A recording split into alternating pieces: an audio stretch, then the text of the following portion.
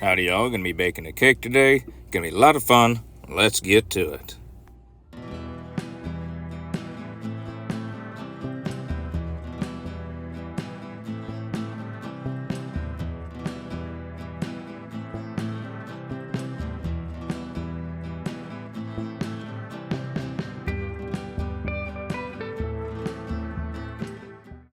It has been a really long day, but I'm planning on finishing off with a really nice cake. Gonna add a couple things to it, but it's pretty much mostly a mix with few simple ingredients, which is really nice. Got this on sale because the box was dented up, as y'all saw.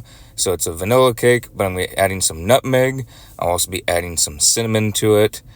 So it's just ground nutmeg, ground cinnamon. The nutmeg was kind of in little clumps, but that's fine. It's actually gonna give it a little bit of texture, which is really nice. So giving it a decent amount in there, not going to overpower it. I'll be adding some in a little bit as well. And then going to just mix up some of the dry ingredients just so that there's a nice mixture. And there will be swirls a little bit later, but I'll explain that in just a moment. So going to get that all nice and mixed up. Going to be adding in 3 eggs. And there was no specification on what size eggs or anything like that, so I just have the eggs I have on hand. So 3 in there. Going to mix that up just slightly.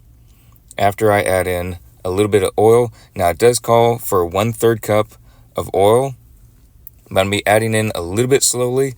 It's not going to be as gradual as I will be adding the water in just a moment, but I just want to get the dry ingredients kind of clumping together. Yes, it does make it harder to turn by hand, to beat by hand, but it will make a little bit more sense in just a minute. So yes, it does get clumped up, and yes, if you do try and spin the hand beater at this moment, it is going to be extremely difficult, and it is a little bit of a struggle because it's a very, very thick mixture at this point. It's oily, the eggs have oils in it, so it's all very thick, as you all can see right there. It's not super easy, but I do kind of clump it all together just so that everything sticks together, and then adding in at this point 1 cup of water. And I do add this very gradually, but one technique I like to do is I like to pour it on the mixture that's stuck in the hand beater. That way it loosens that part up, and then that part flows onto the rest of the mixture. It's just something that I've kind of experimented with over time, and it just makes it easier when using the hand beater. You could use this with the electronic mixer, but this is just a lot faster in my opinion, and a lot easier to clean up, which is really nice. So as you all see, every time I do pour it onto the ends of the beaters, that way it loosens that up, and then it's ready to go and beat some more of the cake batter. I'm going to add a little bit more cinnamon on top. Now the reason I didn't add all of it at first, because this is going to give a little bit of a swirl, as you all can see. It won't be too noticeable in the end product, but you can see a little bit at the end, and kind of give it a good mixture, but there will be some slight swirls in there, which is really nice. It'll just kind of give it a little bit of darkness and lightness when you open up the cake.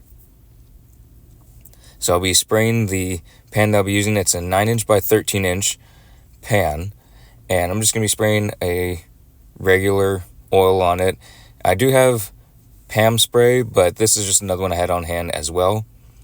So I'll just be using this one, give it a really good coat. And I really like giving a heavier coating, even if it says just a light coating. I've noticed that with a really good heavy coat, that when I do that, when the cake has been baked, it'll actually separate very easily from the pan. And it will have approximately 1/8 to 1/4 of an inch away from the sides, which I find to be fantastic. It really helps out when you're cutting it and trying to bring it out, because that way it gives room for a fork or a knife to take out of the pan. And I really like that, so that way you're not destroying the edges when you're trying to get a cake out. Then you don't need a spatula, you don't need anything additional when you're getting the cake out, nothing extra to clean, which is great. So I'm going to go ahead and put this in. It is preheated at 350, as you all saw earlier, and it's going to be in there. The box said between 26 and 31 minutes. I started at 26, and it actually only needed the 26 minutes. I was very happy with it because it was preheated, everything was mixed great. And of course I had to lick the batter because it's fantastic. Who doesn't want to lick the batter? That's just a staple. And so that was really good, and ready for it to all count down. Now, obviously, if you're 15 seconds away, you can just turn it off. It really doesn't matter, 15 seconds worth, but it's always nice seeing the countdown being ready, that super excited for the cake to come out, and it's just ready to go. And I will show you all the toothpick test. What I've always done is take a toothpick and poke several different holes in there, go all the way to the bottom of the pan, and if it comes out clean with very little crumbs and no moisture on it, you have a ready to go cake. If it's gooey and crumbs sticking to different parts and really doughy on there, it's not ready. But this was very ready. I waited quite a bit. It cooled down. It was still a little bit warm, so the top was a little bit soft. But I'm going to show you all another little test I do to see if it's too warm. I spread it in a small little spot, the buttercream icing, and if it doesn't melt right away, then you're pretty much good to go. Now, obviously, if you let it sit for a long time, it'd be better, but I was ready to eat the cake. So it did fall apart a little bit in a couple corners, but it's fine. It's just a cake for me. I wasn't fretting about it. I wasn't doing it for a party or nothing. So the cake probably sat for 30 minutes, if that. So hope you all enjoyed. Simple little extra fall seasoning with the cinnamon nutmeg. It was delicious. I'll see y'all in the next video.